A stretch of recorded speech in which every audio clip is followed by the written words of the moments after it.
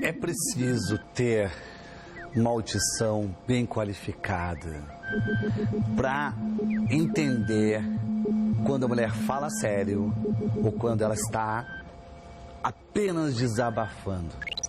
Desabafo. O que eu estou falando é daquela ameaça falsa feminina. AFF.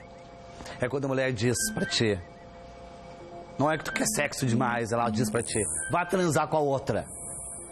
Como você vai transar com a outra? Sim. Não é pra levar a sério e transar com outra. Ou não é que ela diz: me deixa quieta, eu não quero mais saber de ti. Não vai deixar ela quieta. Fique perto. Ou vai embora. Não é pra ir embora. São ameaças falsas. A mulher tem o dom de desabafar. O homem fica levando tudo tão a sério que torna o relacionamento intransitável. Cada relacionamento é um espelho. Ele revela sua identidade a você. Poxa, eu ainda não descobri a minha. Talvez porque eu esteja me olhando demais e não enxergando o outro. Enxergando o outro é que a gente se descobre. Não é tão difícil assim. Veja a máquina e aprenda a se ver. Bem-vindo à máquina!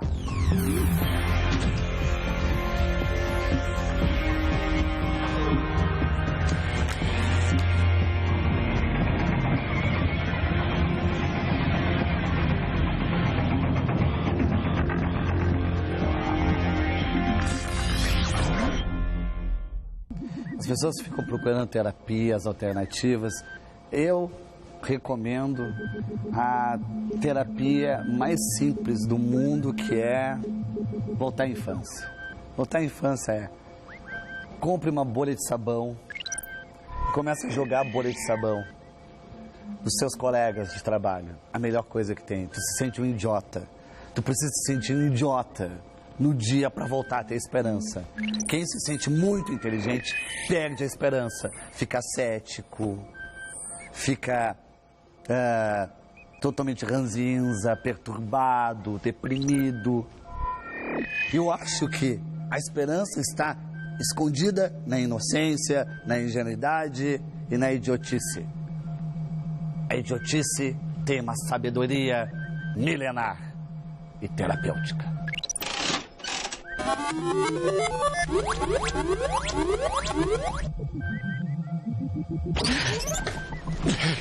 Meu Deus, olha que honra, Sérgio Mamberg. Aqui, natural de Santos para o mundo, formado em escola dramática, já fez mais de 70 peças, é uma legenda, é uma lenda. Ano que vem, 60 anos de teatro. 60 anos de teatro.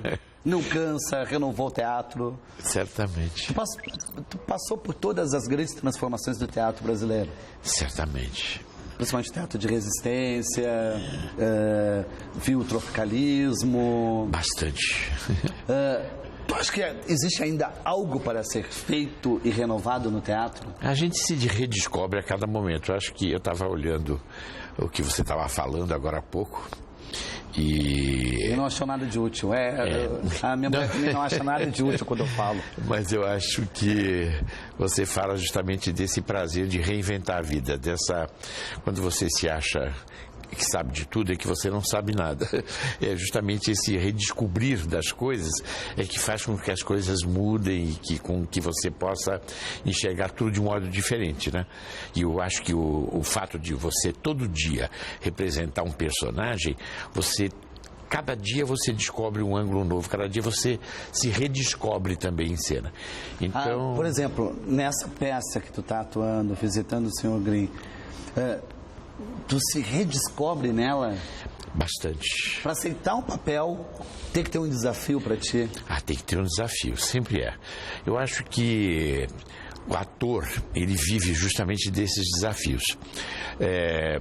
O personagem é um personagem de um velho solitário, extremamente ranzinza e que perdeu o encanto pela vida porque perdeu a mulher, ele está sem ninguém e ele está justamente sem perspectivas na vida. Ele está num processo. Aí ele tem um encontro fortuito com um rapaz que quase atropela ele e é obrigado a vir fazer todas as quintas-feiras uma visita ao Sr. Green para prestar serviço comunitário.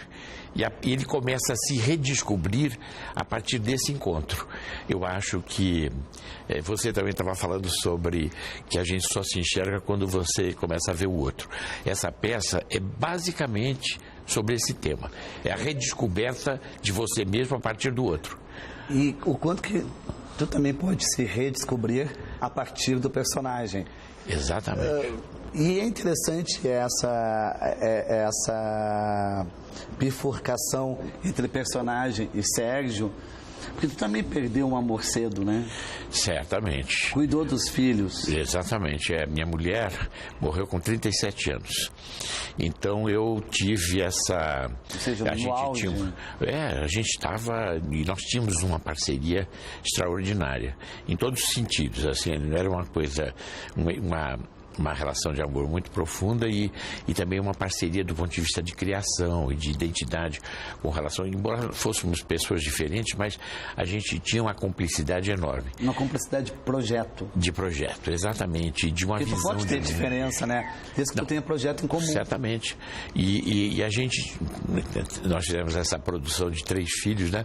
E os meninos faziam parte muito presente na nossa vida e você veja, o Sr. Green, eu me inspirei muito no meu sogro, que era o pai dela.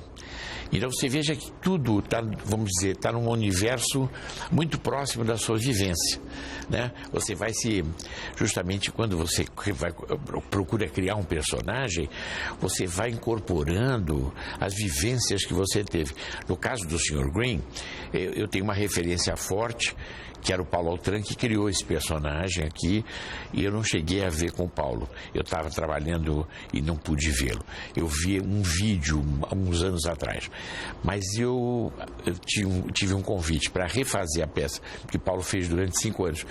E eu não pude porque eu estava no Ministério da Cultura.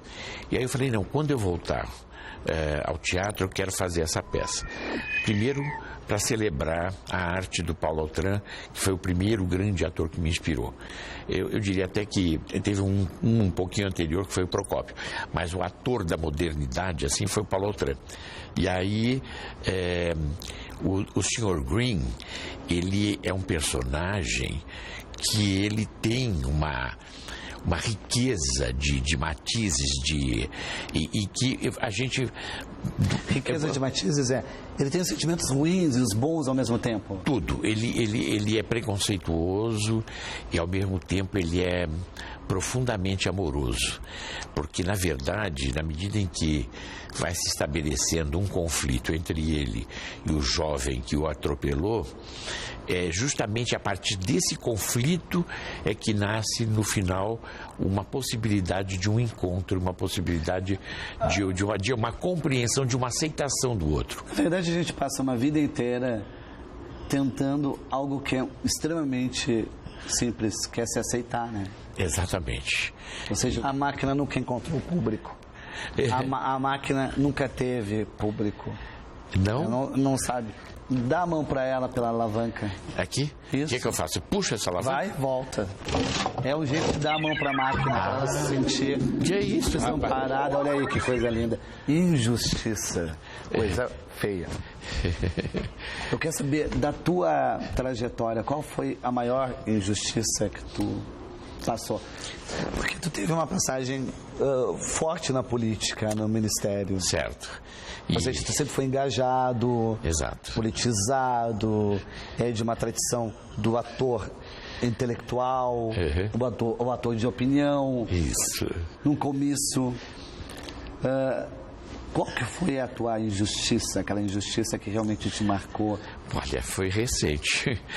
Eu tive uma fala minha, eu estava no final de um ensaio, e aí no hotel onde eu tenho o teatro, estava vendo um encontro de lideranças do Partido dos Trabalhadores, que estava se preparando para o 5º Congresso, e eu fiz uma saudação e pedi a eles que, justamente, como eu sou uma pessoa que participou desde a fundação do partido e tudo, que eles tivessem um aprofundamento no sentido de defender pontos de vista e não ficar tão acuados diante, vamos dizer, de tantos ataques que a gente tem sofrido, e muitas vezes injustos, né?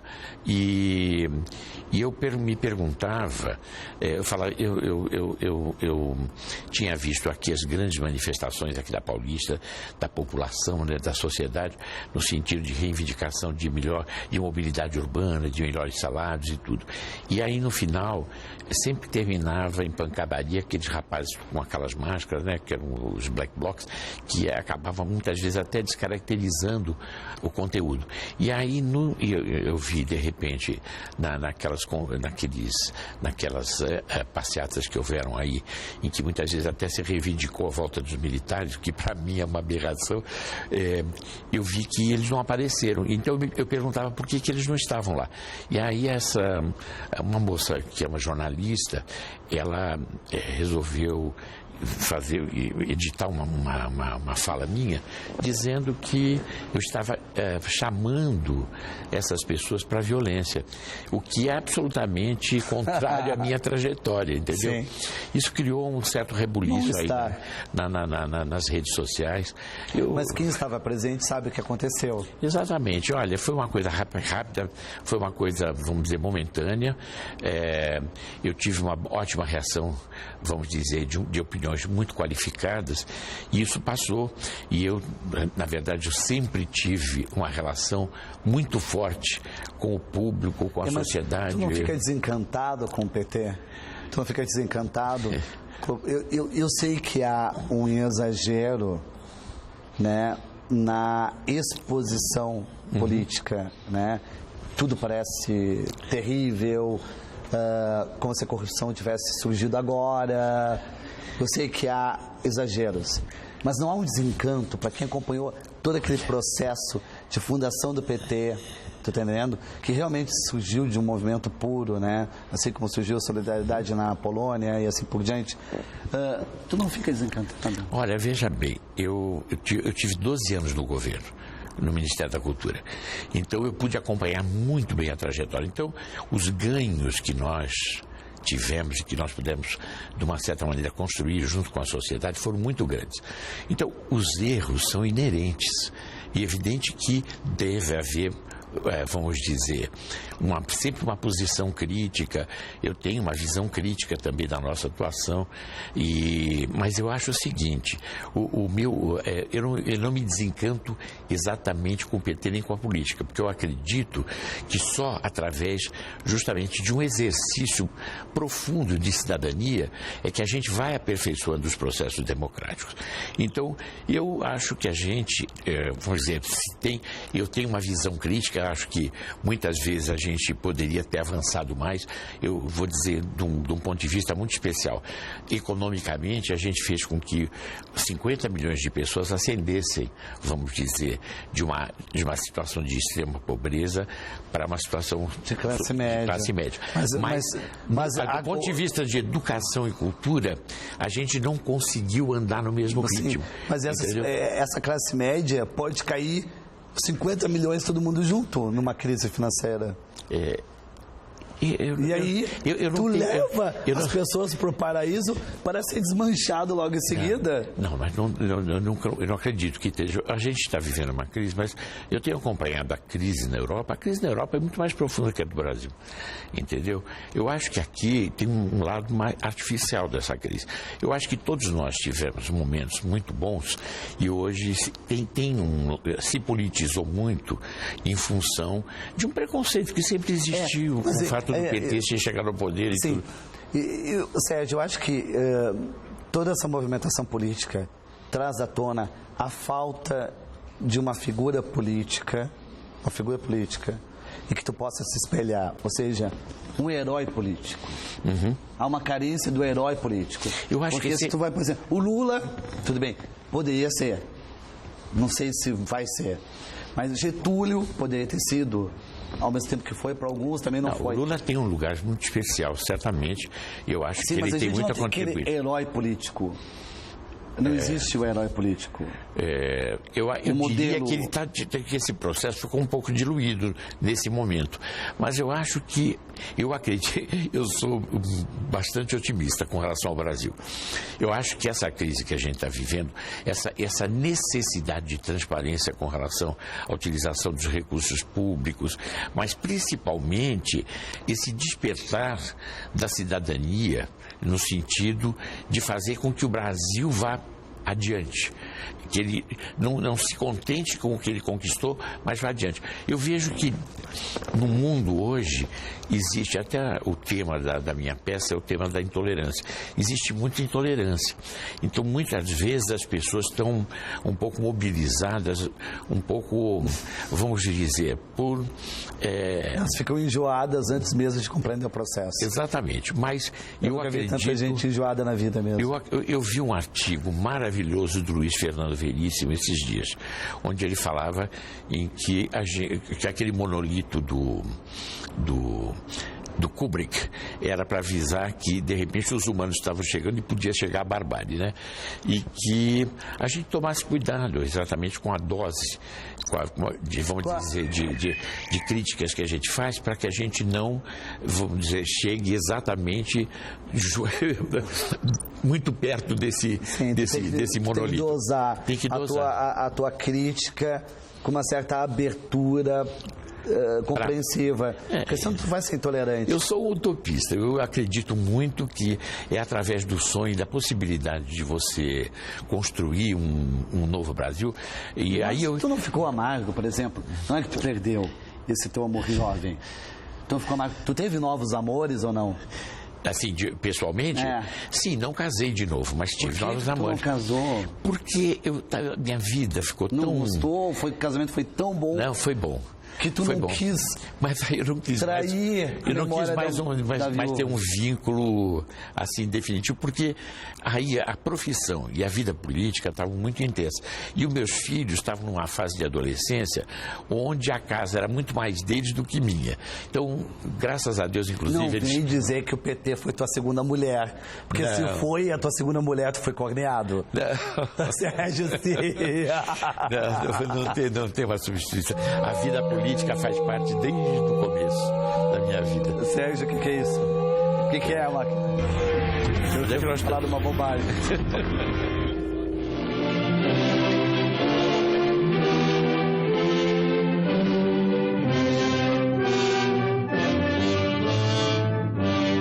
Estou condenado, mas tenho coragem. Entrego minha força ao meu santo para libertar o meu povo. Louvado seja nosso Senhor Jesus Cristo.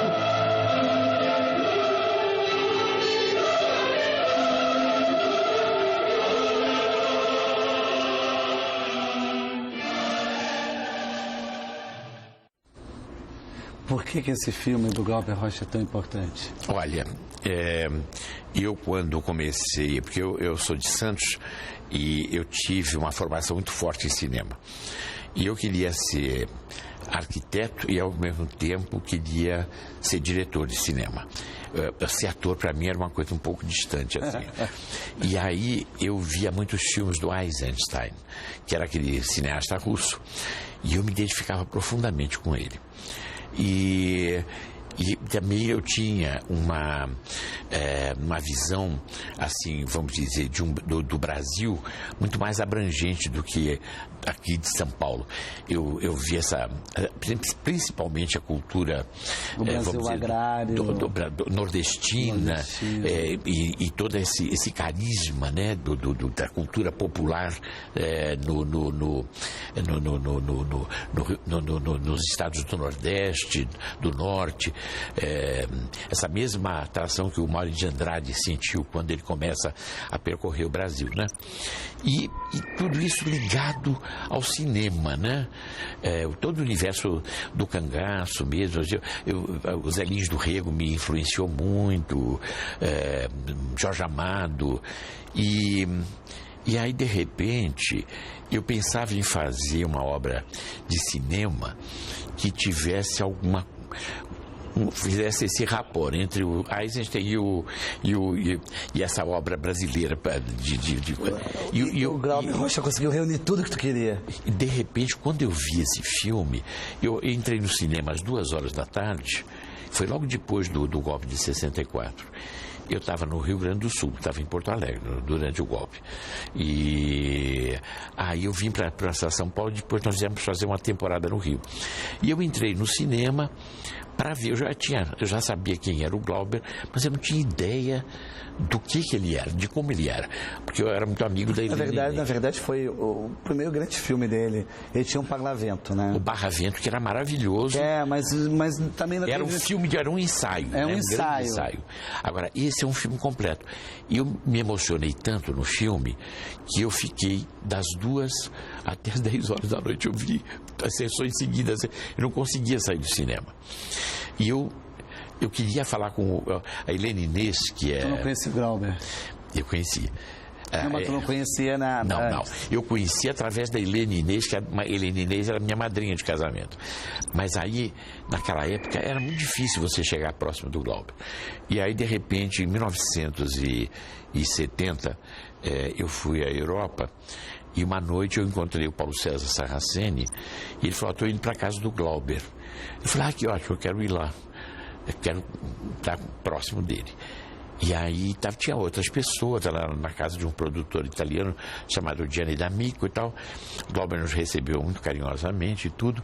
Ele estava casado com uma cubana, ele tinha estado um tempo em Cuba e tudo. E aí as pessoas foram indo embora e de repente o Glauber começou a conversar comigo. E aí eu comecei a falar tudo isso para ele. E a gente começou a dialogar e a gente não conseguia mais... A gente entrou num processo de comunicação e de identidade tão forte. É como se a gente tivesse se encontrado a vida inteira. E foi uma coisa linda. Eu tive esse encontro com o Glauber, mas foi um encontro definitivo. E por isso que eu acho que o Glauber certamente era uma pessoa iluminada, era um profeta, era um E a vida é generosa, porque da mesma forma que tu ficou das 2 às 10 horas numa sessão embevecido com o Deus Diabo na Terra do Sol, tu também ficou embevecido diante do Glauber Rocha. Tu teve uma sessão com o próprio autor. Exatamente. De horas. E foi porque podia não ser, a gente podia não teve a exibição do cineasta e a exibição do homem. Exatamente. E foi um encontro, ele sentiu a mesma coisa. Nós tivemos um encontro muito feliz, entendeu?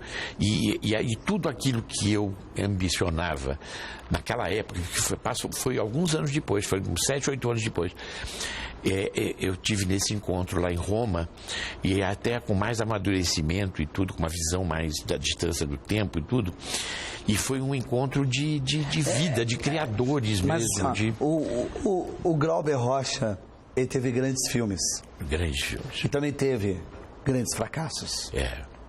A Idade da Terra é um filme absolutamente esquizofrênico, tu não consegue entrar dentro dele. Tu teve um grande fracasso na tua vida? Olha, eu diria o seguinte, que quando eu fiz a minha primeira produção de teatro, eu enfrentei uma série de problemas, porque eu fui estrear o teatro aqui do hotel... Eu já me lembro o nome do hotel, mas aqui pertinho daqui da gente aqui. De repente o hotel, depois da estreia, ele me pediu o teatro por 15 dias, justamente quando a peça estava começando a engrenar. E aí eu tive que pagar, a peça desengrenou mesmo, e aí foi complicado para retomar, porque eu tinha que fazer um relançamento, aí eu tive que viajar com a peça e tudo, então foi um problema. Teve um prejuízo. Deu prejuízo, eu tive que enfrentar o prejuízo. E também o desencanto, porque na verdade a peça foi bem recebida, mas ela não conseguiu ter uma carreira, se manter, entendeu? Mas então tu é um foi homem de muita sorte, porque conseguiu se manter fazendo teatro, cinema, né? Principalmente, porque televisão, as tuas incursões em televisão são muito seletivas. São bastante seletivas. Tu não é aquele ator não sou onipresente, tu não, TV pra ti é uma escolha. Tanto que na TV, tu ficou muito conhecido com o Castelo Rá-Tim-Bum. Exatamente, porque a TV Cultura era uma opção mesmo.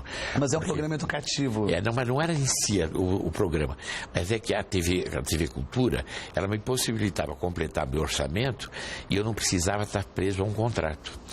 A não ser no caso do Rá-Tim-Bum, que aí eu fiz realmente um contrato, foi 1 ano e meio de gravações, mas aí extrapolou, porque o Rá-Tim-Bum hoje, o Dr. Vitor é um alter ego meu.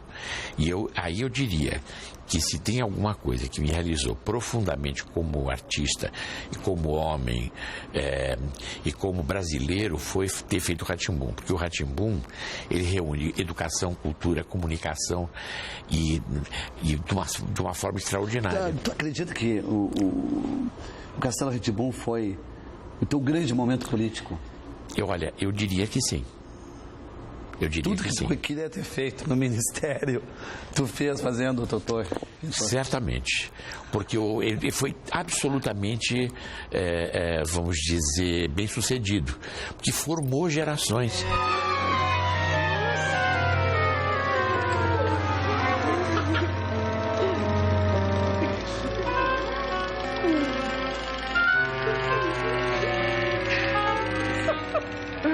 Olá, pessoal.